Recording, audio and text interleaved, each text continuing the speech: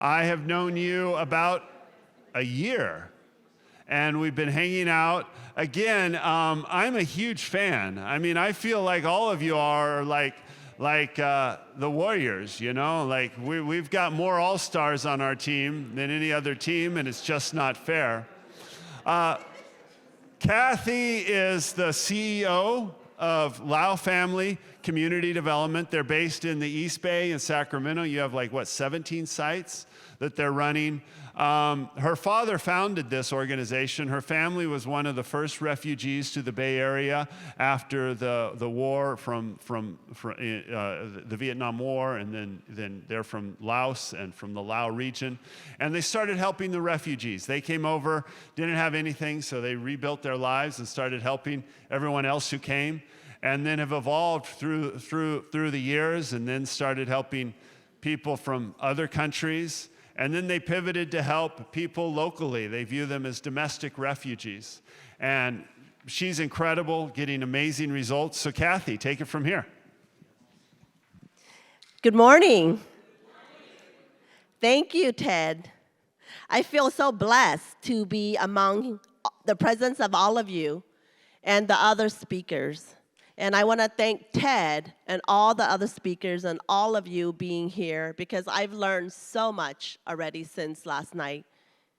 This morning, you know, I was reflecting that it's so nice to be back to this area. I lived here twice in 1996 and then also in 2002.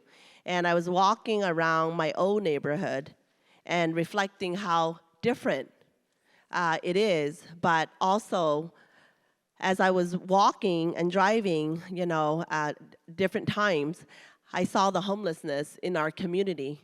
And I started to do some research about San Jose and the Santa Clara County, and amazed that there are over 10,000 unsheltered persons here in the county, and 67% are in San Jose. And the median price of a home in Saratoga is $3.9 million.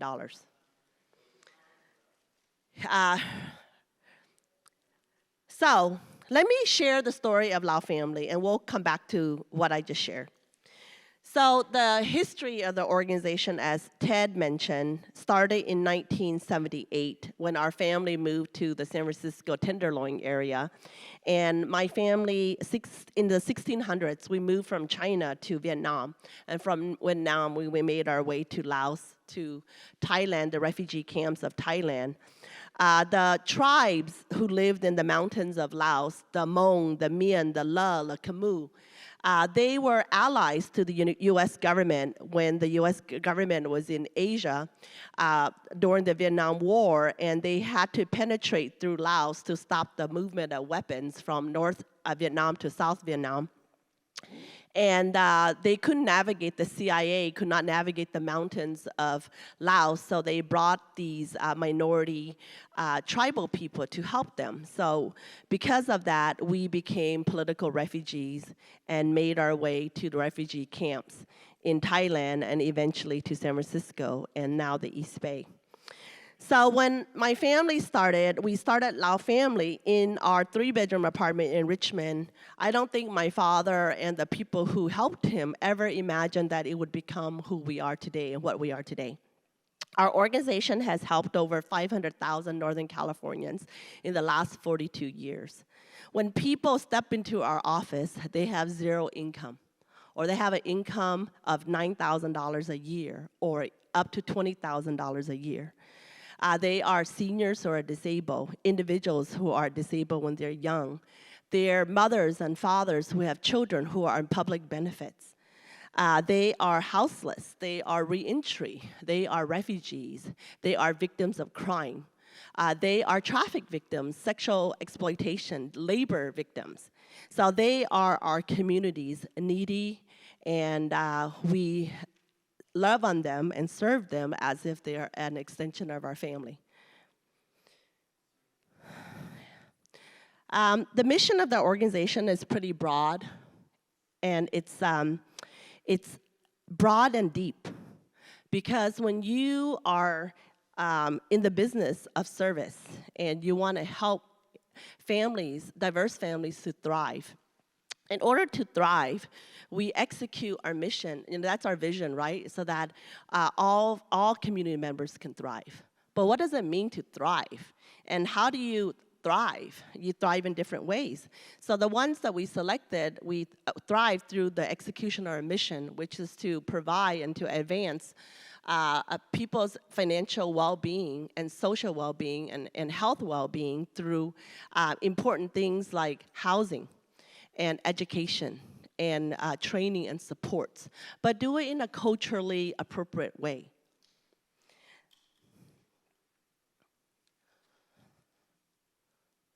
I mentioned, it was established in 1978. And, my father was 28 years old when he came to America, and English is his sixth language, just like myself. It's my primary language now, but I speak a ethnic language called the Mien language, and then, of course, because Laos was colonized by the French, and a person who has the opportunity to have education, you also learn French, and you also learn Mandarin Chinese. And because we lived in Laos until I was 4, and so of course you would have to learn Lao language, and then we moved to Thailand when I was 4, so until I was 7, so we learned Thai. But because I was engaged to a Japanese person, I learned Japanese as well. Now I'm like married to a Jewish person, but I don't know Hebrew, or Yiddish yet. So I think that, let me share about the impact. Our organization, when we were founded, it was, a $5 phone and a $25 typewriter from the Alameda City flea market. My father slept at the office for 3 years, and while my mom supported the family. And I come from a family of 6 boys and 1 girl, and often the daughter doesn't follow the footsteps of the father. But I come from 14 generations of public servants and community leaders, and I'm the 14th person in my family to be a mayor or a city council member. I was the... So my father taught me when I was very young, Kathy, you have 6 brothers. You have to run as fast as them or faster than them. And you have to be as smart as them or smarter than them.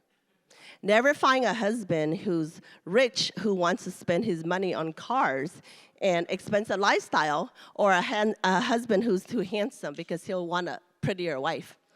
So the only thing you can do is make sure that you have the skills and the education that you need, because no one can take that away from you.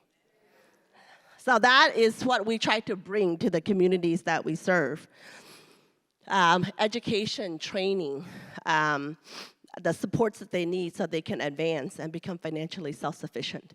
Because if the person can be self-sufficient, then they can support their family. Then they could be a contributing member of society and contribute to our helping others, to give back. So annually, we deliver service to 31,000 people a year, of which about 8,500 are intensively case managed. And our budget is about $34 million. We started off with, like I said, it's just a $1 donation from our community members. And we have about 70 plus contracts that we bid on. See, I think that nonprofits, it's really hard to execute your mission and to understand about cash flow, because cash flow and executing your mission are 2 different things. And so that's why I'm really passionate about supporting other women and other nonprofits and faith-based groups, because when we started, it was the faith-based, it was the churches that helped us to start. We were in the annex of multiple churches until one day we found a church that was burned down, and we bought the church and we rebuilt the church. And now we rented it to another church. And I've been doing a lot of work to support a lot of pastors because of the mission work they're doing, and other nonprofits to help them wherever we can. Whether it's about operating a program, about finances, about audits, tax returns, how to bid on contracts, how to develop programs, how to do evaluation, and how to sustain your organization so that you can continue to impact the community in different areas of concern. So We operate in 3 different counties, and we deliver service in 35 different languages. The reason why we have so many different contracts but in essence, it's only about a dozen programs. Our perspective is that a person is a whole person. And they have whole person issues. They have cognitive, psychological, emotional, financial, housing.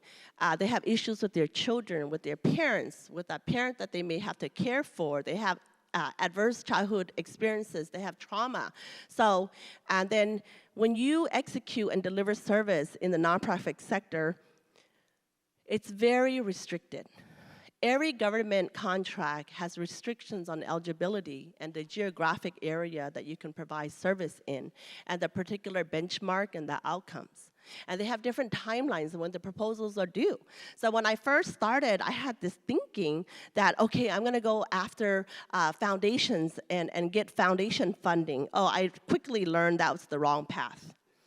And then I figured out finally that it's earned revenue that we need to work on.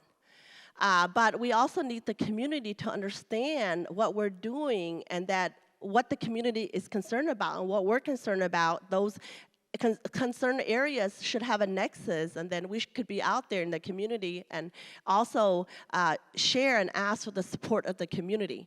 So it was really amazing to hear Adrian's story about Open Door Legal and what they're doing, and then it's inspiring to know that the congregation, the Christian community could also support a nonprofit organization, because oftentimes the cultivation process and working with individuals, it's different from bidding on a government contract. And then on foundations, it's very much 90% of foundations do not have open requests for proposals. And if they do, the funding is like $15,000, $20,000, $30,000. Rarely would you have foundations that would open the opportunity for $100,000 or more. In order to do that, you have to have a contact and relationship with the board. And many foundations can find different ways to meet their 5% requirement and never give as well. So these are the different areas of service that Lao Family provides. I would say that 80% of our service is in workforce. We believe in the value of work and earned income and savings and credit and credit repair. Because in America is a country where if you don't have good credit, it's hard for you to get an apartment to rent, to buy a house, to buy a car, to start a small business, even to get a job if you don't have good credit. And there are specific ways that you can improve your credit. Like in Oakland, there's 202 banks, and only about 5 or 6 banks have second chance accounts. And so the US banking system has something called the check system. So if you have written bad checks or non-sufficient funds behavior, then they'll put your name into the check system. You're prohibited from opening a bank account, for 7-8 years. And so you're completely out of the system. And then of course, let me just keep going. This is about Lao Family's service model. Our service model is the integrated comprehensive service model. Every person who walks inside of our doors, we want to find a case management program for you. Because information referral can only take you so far. What you need is wraparound service. You need a case manager. You need an advocator. You need a navigator. You need a counselor. And so we wrap all of that around. But 99.99% of the time, we will find a case management program for you. Once we can get you into a case management program, then we could advance you much better. We look at you, this photo is the nuclear traditional family and a mom, dad, and a couple kids. But families come in different ways. There are mixed families. There are same-sex families. So, in this photo, it's that. So I hope I didn't offend anybody with that photo. But the whole idea is that to put the individual or the family in the nuclear, in the middle. And then we do a very complete assessment of what your needs are, whether it's income, it's housing, it's your short-term, middle, long-term plan. But for us, everyone, we want you to have a permanent place to live, okay? We need you to have health insurance so that you can access counseling as well, psychological, mental, emotional, not just physical health insurance. We believe you need education, whether it's ESL, it's high school diploma, GED, it's an AA degree, it's vocational training, but you need some sort of training so that you can advance to have more income because you need it in order to live over here. We also believe that you need childcare. Without childcare, you can't work. And without care for a parent or somebody that is an adult that needs a day center or care so that you can actually go to work, you also need transportation. Now, transportation, a car is considered a productive asset. It's a depreciation asset, but you also need a car to get to a better job, better housing, better food, to participate in your child's education, to be involved in your community. So we believe that transportation should not be a barrier. We will pay for a Lyft account for you. We will pay for Uber. We will do car sharing for you. We will give you a bike. We'll give you a bus pass. Transportation is not a barrier. I'm sorry, but for $1,000 or $2,000 for a person to help them so they can get to work and get a full-time job, that's something that should not be considered a barrier. You need to just get it done, okay? We need money, okay? We need money. We need income. We need savings. We need emergency money. Remember, I have a saying, we work so we can have income. We have income, and so we can invest in our assets. Our asset is our education, it's our capabilities, it's our skills, it's having a house, a business, retirement, health. These are all of our assets. When we have assets, then we can have wealth. When you have wealth so you can serve others more, to give to the kingdom of God, and give to other nonprofits, and give to those who are in need. And then you can have freedom. So, I have all these little acronyms. But I think one other thing that I think is really important. So these are all the different things that we do so that we can advance you so you can be self-sufficient. That's what we do. And these are our new model of service. We're developing these care centers. CARE stands for community, accessing resources and education.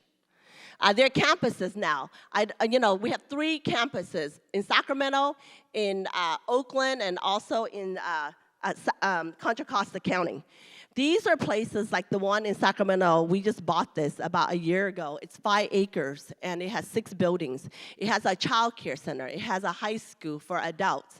It has a job center. It has kitchens. It has bathrooms. It has mental health. It has vaccination clinics. It has a mobile clinic. It has everything, and we're going to build 35 single-family homes. And our campus, we just bought, I think that my timing is maybe up. I couldn't see.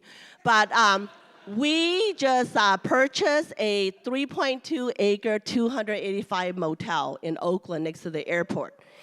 And amen, yes, for sure. And it's unique about it is that we put 20% down for the down payment, and we got a loan for 80%. All of these campuses, we are purchasing them just like an investor, and there's a very specific reason for doing that.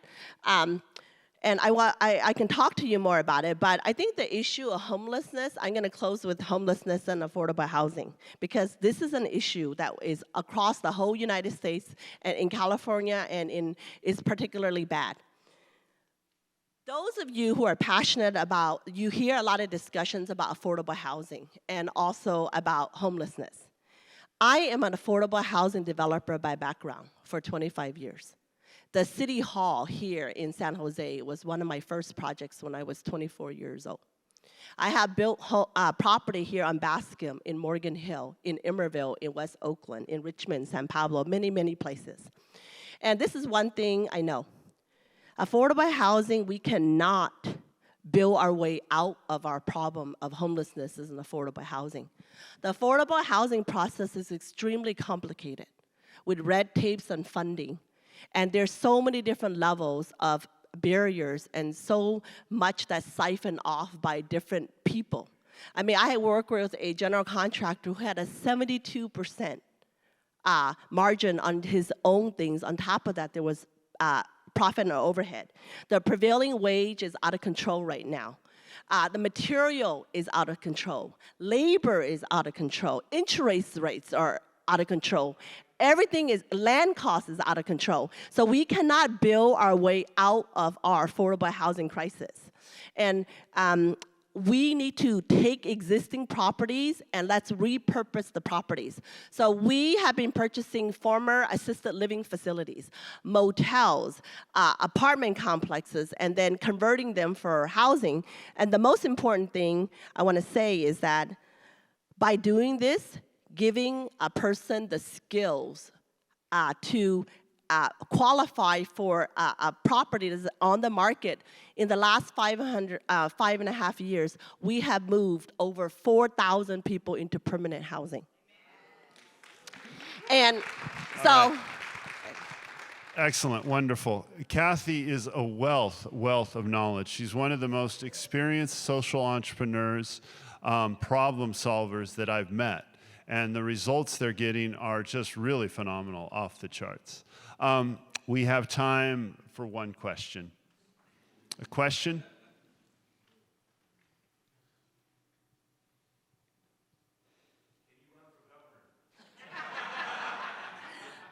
I have been asked. The question was, can Kathy run for governor? Well, it's funny because I have been approached to run for assembly, for board of supervisor, and for the governor. And I've said no. Now, this is the reason why I've said no. Remember, I wasn't elected, for the city of San Pablo. I was the mayor of the city of San Pablo and on the city council. And this is the reason why, is that I think that I have more flexibility, that I can push things much faster and more innovative versus if I'm in an elected office. My hands are tied, and you can set policy, but you have to have others do it, and there's bureaucracy. There are, so many different layers of factors that are in place that you can't execute. And you could be on committees and fundraising. You have to run for office, raise money. I think I'm better off doing what I'm doing now. Yeah. That's a... Tim has one more question. Tim Savoda. I would love to hear more on your statement. You said that we can't build our way out of the homeless problem, the unhoused problem. Is it rezoning that needs to be done so that repurposing of the structures we have are built differently? That's one of... The question is, he wants you to expand on what you said about why we can't build our way out of the housing crisis, and what is your solution? Is it rezoning? So let me just share that right now, the cost of construction from A to Z, hard costs, soft costs, land engineering, permits, everything. And by the way, there's 2-year wait list right now for transformers. That's powering up your facility. So the cost of 1 unit of housing, of affordable housing, ground up new construction in the Bay Area is about $1.2 million right now to build. So imagine that you have over 2 million people on any given day that's homeless in California. So there's no way. It's actually faster and easier to buy every single property that's for sale. Buy every single property that's for sale right now. And then put people into that is actually much faster and easier to do. So rezoning is one of them, it is. And the zoning issues are both federal and state related. Okay, so that is one. If the planning departments, the city, the county can rezone and approve the reuse of property that are office buildings, that are professional BP, business business professional offices to be renovated, or commercial retail to be renovated into housing. That would be one of the solutions. So for me, one of the solutions that we're doing, how we're doing it, every person, we're actually focused on transitional to permanent housing. So every person who walks inside a Lao Family's office, we get them into permanent housing within 1 month to 6 months. Every person. It doesn't matter what your background is. You walk into me, you can have no job, you can have reentry, you can have green card issues, you can be unemployed, everything that is existing. And if you follow our formula and how we do it, you will have your own place to live within 5 to 6 months. Yeah, there's a way to do it, and we have it developed pretty scientifically, but we also need a lot of help because what we struggle with is I can find the property in any county, any city. We can duplicate this, replicate this. Is that we need help for the down payment so that we can get the loan. We can get the loan. And this is a better solution than the other way because I was an affordable developer. When you're a regular affordable developer, there are only a limited amount of tools that you can use to develop housing. And so what you do as a developer is you try to take your project and squeeze your project into the shape of each of the funding sources. And then you get restricted on who you can put in there, the rents that you can charge. Oh, and by the way, everyone who lives in our properties don't pay anything. They pay zero.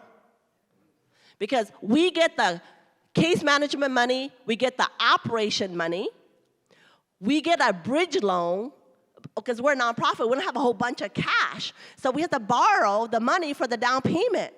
And then the projects qualify for a loan, then we move the families quickly, from everything from public benefits and paperwork and getting them ready for a job. And if they're on SSIs, fixed income, they're disabled, then your outcome for you from day one is permanent housing. And we can find roommate situations, studios, 1-bedrooms, and then we can get you all the things that you can qualify for. Food, cash, and SSI. It's not enough. It's not enough. So that's why we still have to build affordable housing for below market for seniors and individuals with disability. But there's not enough equity out there. All you hear about at the governor's office, at the state, at the senators, city council, and board of supervisors is new affordable housing. But how can you build your way out if it costs you $1.2 million to build 1 unit of housing when I can buy a motel for $85,000 a room or $100,000 a room and move them out eventually so that we're teaching them how to fish so they can fish for themselves and they can live wherever they need to live. That's best for them. But if we put them all into low-income communities where the affordable housing needs to be built, because it's a zero-sum game of getting to the bottom. When you apply for these funding sources, you get higher scores if you're in a higher poverty area. So all the property that we're buying now are in Los Gatos and Orinda. We're buying property in the nicest neighborhoods, low crime, excellent schools, excellent parks, and et cetera. And there's a way to do it without creating NIMBYism. Not in my backyard. Wonderful. Excellent. Hallelujah. All right, folks. Excellent roundtable. Excellent. We had one big roundtable, okay? So now I get to introduce our next speaker. Turn to your neighbor and take a deep breath. And don't say anything, because if you start talking,